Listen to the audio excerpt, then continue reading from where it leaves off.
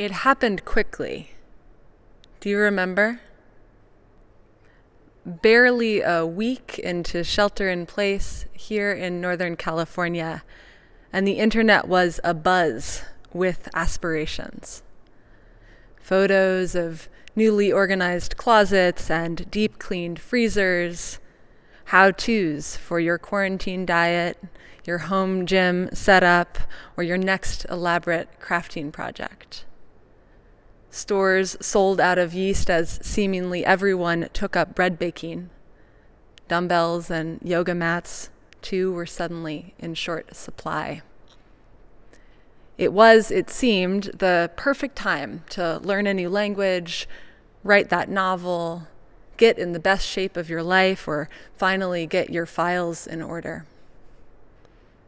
On some level, the trend was a testament to the resilience of the human spirit, to the drive toward self-improvement even under challenging circumstances. It was beautiful to see the fruits of creativity and energy channeled a little bit differently than usual. Even awash in uncertainty and instability, it seemed there were still possibilities everywhere for growth and improvement. The motivation for these efforts, I'm sure, was as unique as each of us. For some, the slowing of productivity needed a counterbalance, inspiring a doubling of effort in other areas. For some, these projects were a necessary coping mechanism in the face of anxiety or grief. But part of it, I think, was an exaggerated version of the same phenomenon that emerges each year in the form of New Year's resolutions. And just beneath the enthusiasm and the energy, there was an unsettling undercurrent of insufficiency. "Become a better you before the pandemic ends. Now is the time," shouted a headline in April. 10 ways to improve yourself in quarantine, offered another. The moment was encouraging a kind of relentless scrutiny of every aspect of our lives, shining a kind of floodlight on the ways that our bodies, our homes, our hobbies, our relationships were falling short. The frenzy of self-improvement buzzing around the collective emphasized a fundamental not enoughness, even in a time of collective disruption, even with so many still working, still parenting, still getting by, all while coping with harder circumstances than ever. For some, the realities of being an essential worker, a caregiver, a human, in such a time meant that such aspirations weren't an option to begin with. But that pressure was there, nevertheless. Even for those for whom they were, the evolution of these aspirations was telling. Like the classic arc of a New Year's resolution, it wasn't long before the activities and intentions from early in shelter-in-place began to fall by the wayside. The sourdough starters abandoned along with the aspirations, making room for another layer of self-criticism for not having done enough. Beholding ourselves through a lens of insufficiency can always drum up more imperfections, can't it? Criticism begets more criticism. But does it always support growth?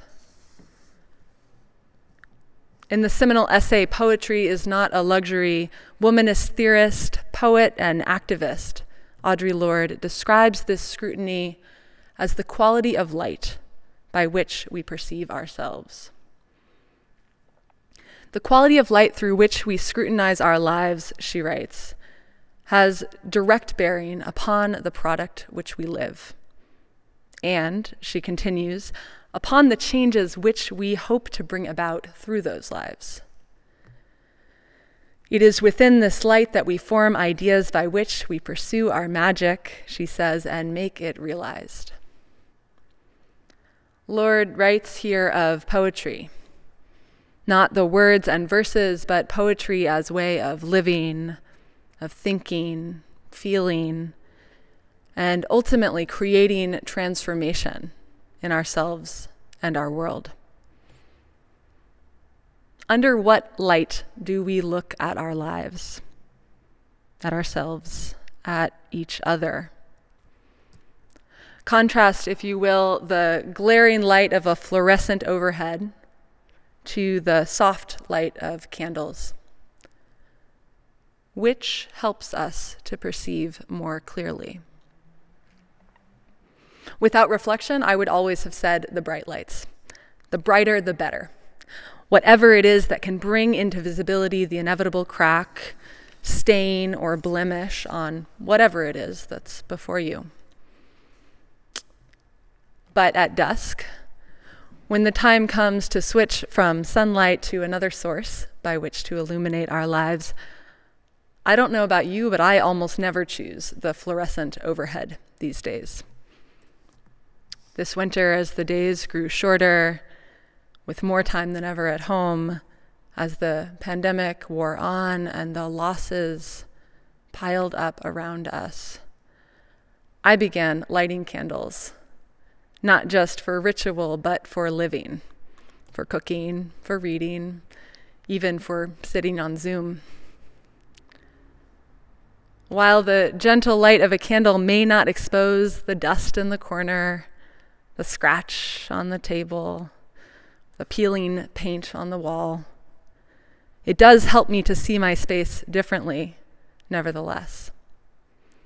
Bringing into focus not lack, but beauty and sufficiency. Of course, bright lights have their value too.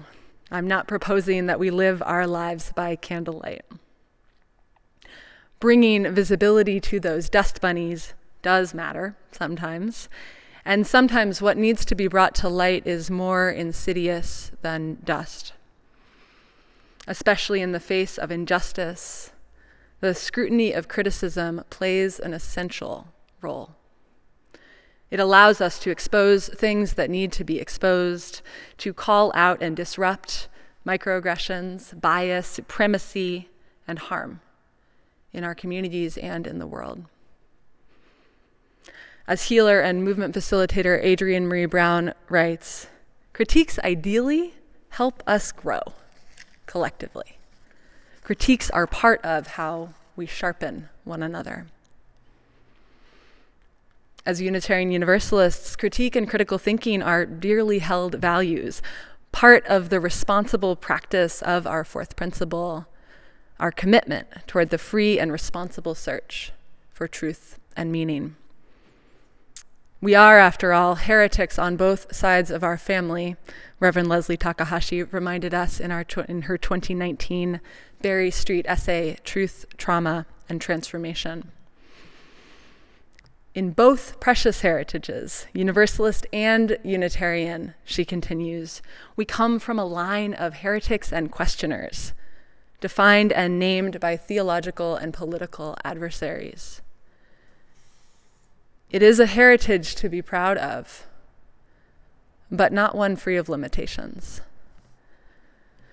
Takahashi and the authors of the Commission on Institutional Change report, Widening the Circle of Concern, point out that an unintended consequence of our emphasis on individual discernment and scrutiny through reason and critical thinking has been the over-centering of the discerning individual at the expense of what binds us together. Of course, this questioning, critiquing, with all its merits and its shortcomings, is not unique to our congregations. In academia, in social justice spaces, and plenty of other places, I'm sure, we are trained to look for the holes in an argument, to notice the inconsistencies and contradictions in an action, to expose first, root out the flaws, to critique, critique, critique. There's some satisfaction in doing so, right? Some gratification in spotting the blemishes and the shortcomings. Sometimes this shrewdness is a gift in service of our individual and collective transformation. And sometimes it isn't. At their best, critique illuminates what needs to be perceived. At their best, critique helps us grow and transform. But when the critical lens becomes supreme over all other lenses, does it actually support the individual and collective transformation that we're after? When too steeped in critique, awash in fluorescent lights, what do we lose? This past summer, I was persuaded to sign up for a singing class taught over Zoom by a friend of a friend. And I entered the class with some trepidation, but quickly discovered that my anxieties were in good company. In our first session, the instructor invited us to share our singing autobiographies, a brief sketch of how our relationship with song and with our voices had evolved throughout our lives. Nora, the first person to share, began with a wistful look on her face. As a child, she started, I was always singing. Singing while walking, while playing, while taking a bath, even while eating. I loved singing, she said. But at some point, something happened. It might have been when my older brother made fun of me for being off key, for missing that high note. Suddenly, that was all I could hear. I stopped singing in public, and then eventually I stopped singing at all. Nearly 30 years passed, she said, before Nora realized how much she missed music in her life, signed up for that singing class, and began to reclaim her voice. The next person shared, and then the next. And in so many of the stories, there was a moment where internal or external critics managed to convince each person that they weren't good enough to sing, even for fun. Sometimes, like in Nora's story, it was a passing comment from a family member, a friend, or a music teacher.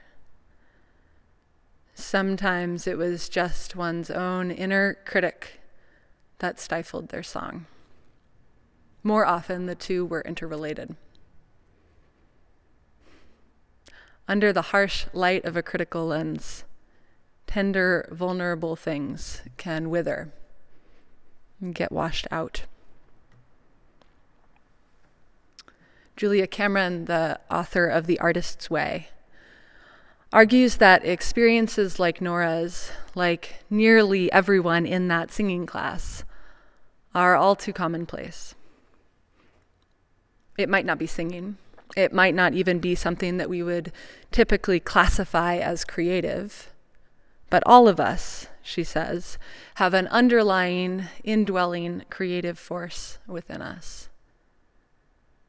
However, that creative force is often blocked in part by a tendency to criticize ourselves mercilessly.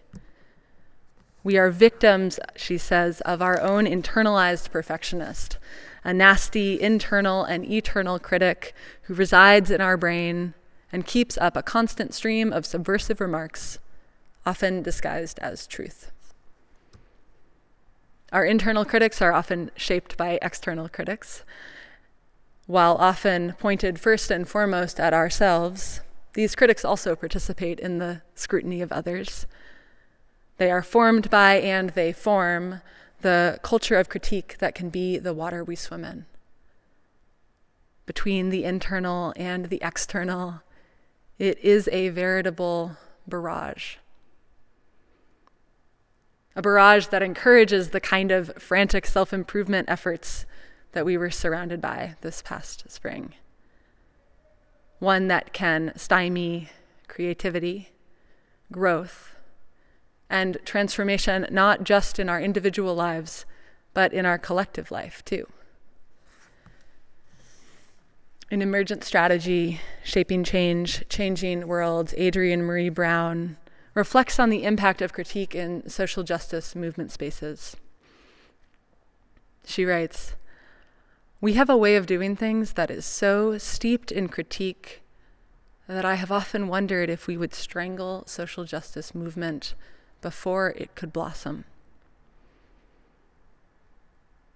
She continues, "These critiques can be excuses to keep us from getting involved or defense mechanisms to protect our hearts from failure.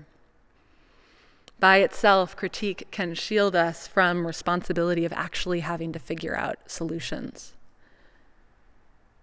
Sometimes," she concludes, "I think we need to liberate ourselves from critique, both internal and external, to truly give change a chance."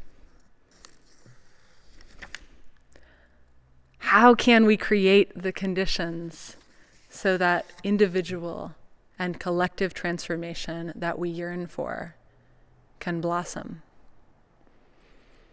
How can we give ourselves and one another the grace to grow, to explore, and even to mess up as we move forward together?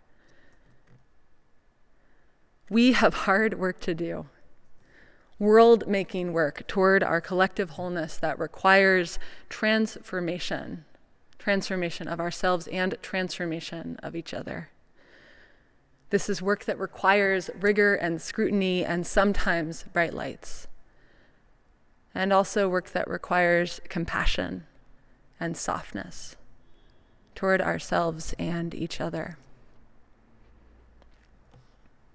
As Unitarian Universalists, part of what we covenant to do together is encourage one another to growth.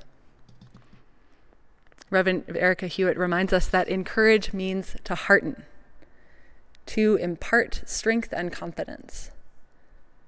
This is our work as a religious community, she says, to encourage one another, to be bold in engaging the world around us, as well as what scares us internally, to give one another the confidence and the heart to live as fully as possible.